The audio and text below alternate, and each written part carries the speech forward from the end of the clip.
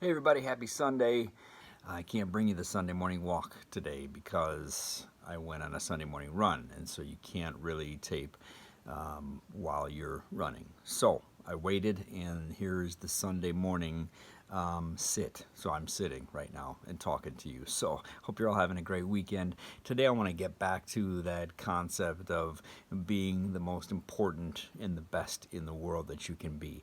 Except I want to kind of couch it in terms of being good for other people. And so while it's so important to be the very best that you can be at something, being the very best in the world, and why that's so important, and we went through that last time, I want to talk today about being good for other people today, being great for people. And in particular, this will be a quick one today.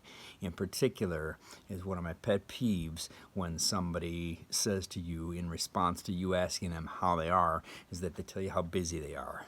Right? I'm so busy. Oh, I just don't know if I can add on one more thing. Well, if I'm coming to you for something and you tell me how busy you are, that's probably going to shut me down, right? So you may have, this is important, you may have 7 to 10 things on your plate to do that day, probably even more, in addition to teaching, right?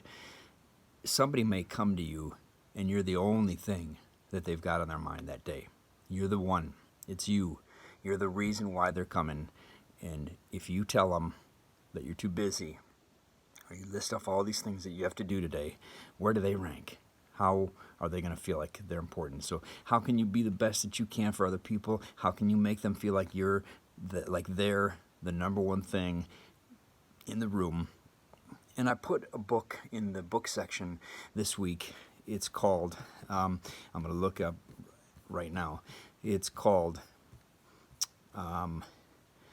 Reclaiming Conversation, The Power of Talk in a Digital Age. And why is that so important? I mean, clearly it is. We see people too often resorting to their technology and their cell phones, and the art of conversation is lost. And so, and two, you often find that you may be looking at your cell phone when engaged in conversation with somebody, or your cell phone is on the table in a meeting. And I would encourage you to try this week, if you have your cell phone out, put it away when you're engaged in a conversation with somebody. If you're in a meeting with somebody, put your cell phone away. Don't even keep it on the tabletop. You'll have time for it later. Be in the moment. Make someone feel like they're number one this week. And how do you do that?